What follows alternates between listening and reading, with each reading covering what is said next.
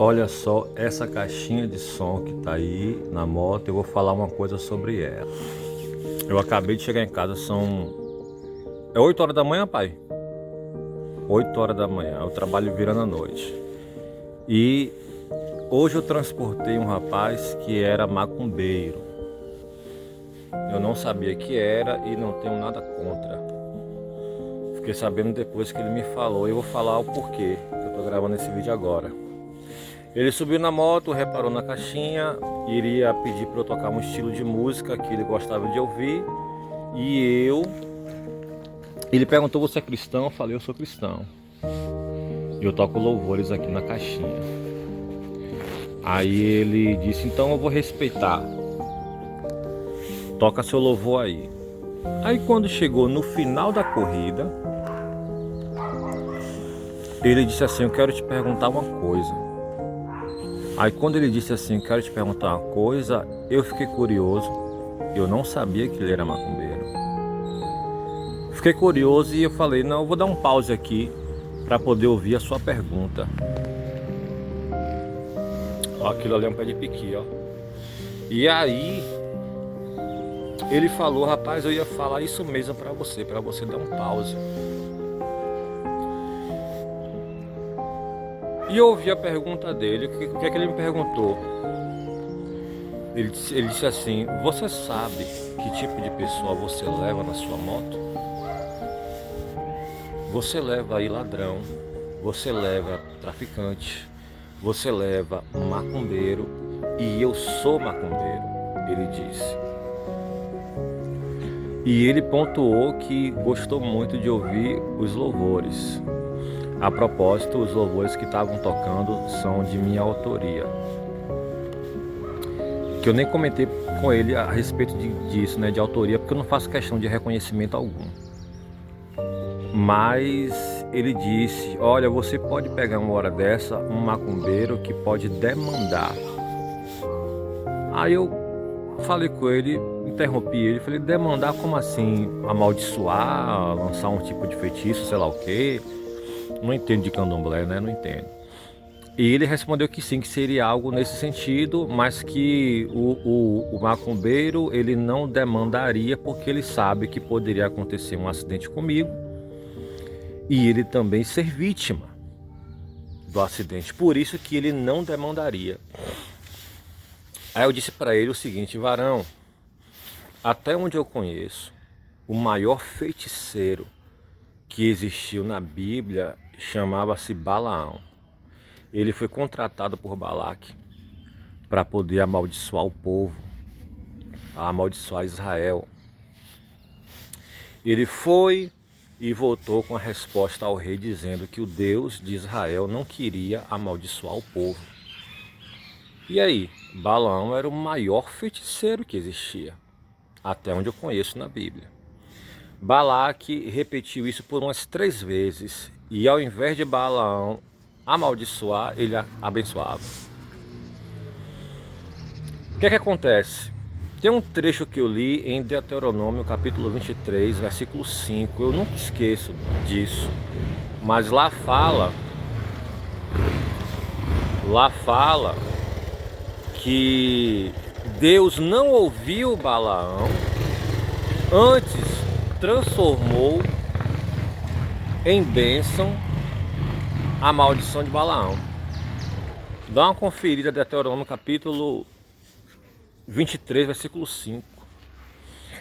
O que eu estou querendo dizer é o seguinte, que independente de quem seja a pessoa, macumbeiro, babalorixá, o carro que for, o tipo de trabalho que fazem, se é para o mal, se é para o bem, seja o que for, só vai acontecer na vida daquela pessoa para quem vocês estiverem projetando, se Deus quiser que aquilo aconteça. Pode haver legalidade na vida daquela pessoa ou não, mas a espada dessa é da mão de Deus. Você pode lançar lá seu feitiço ou sua macumba, eu não sei como é que vocês falam o termo de vocês.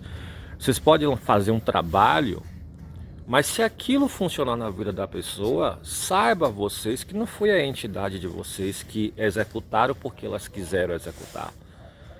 Executaram porque vocês fizeram os comandos que foram ordenados que vocês fizessem. Não, pô, aquilo aconteceu ali, se acontecer, é porque foi Deus que desceu a espada.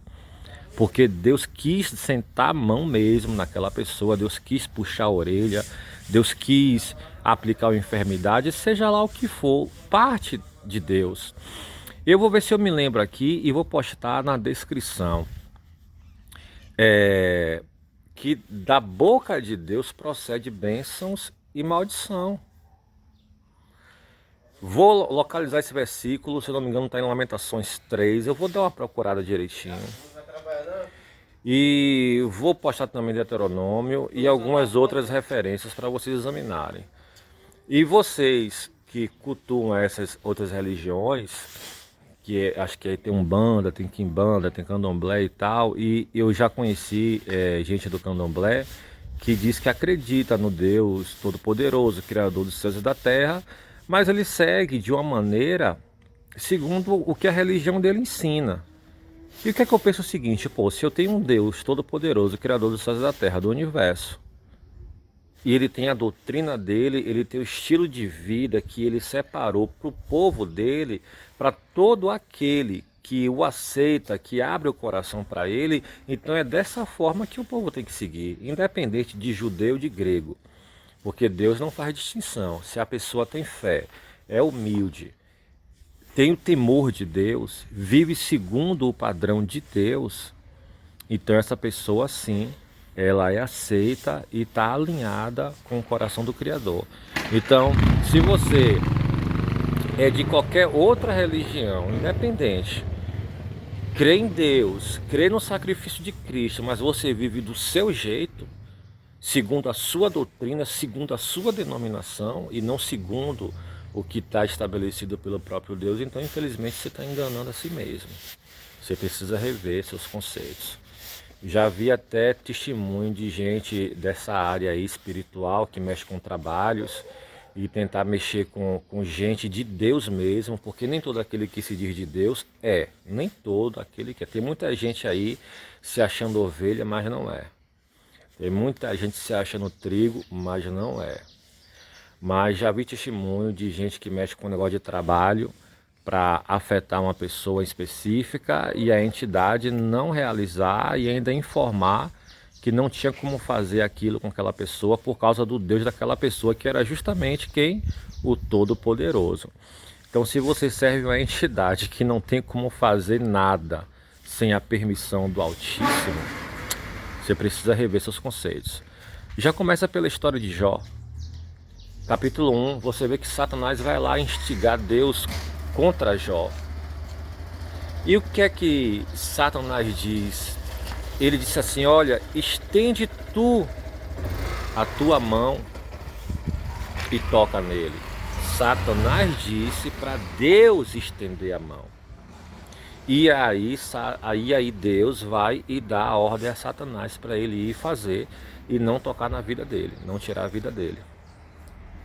E o nível de Jó é tão elevado espiritualmente que ele reconhecia que todo aquele mal que ele estava sofrendo vinha de Deus. Porque no capítulo 2, versículo 10, quando aquela mulher vê Jó adorando a Deus, mesmo naquele estado miserável que ele estava, a mulher diz, amaldiçoa teu Deus e morre. Ele responde, como fala uma doida, fala tu. Aceitaremos o bem que vem de Deus, mas não aceitaremos o mal? Então, meus amados, bem ou mal só vem da parte de Deus. Deus envia espírito de mentira para quem não quer acreditar na verdade. Vai lá ver 2 Crônicas 18, vai ver 2 Tessalonicenses, capítulo 2, eu acho que no versículo 11, mas está no capítulo 2 a operação do erro, para que a pessoa continue praticando o erro. Por quê? Porque não quis dar crédito à verdade. Vai ver Romanos capítulo 1, que Deus entrega a pessoa a uma mente reprovável, para que ela continue praticando aquilo que é desagradável a Deus e receba a sua justa condenação.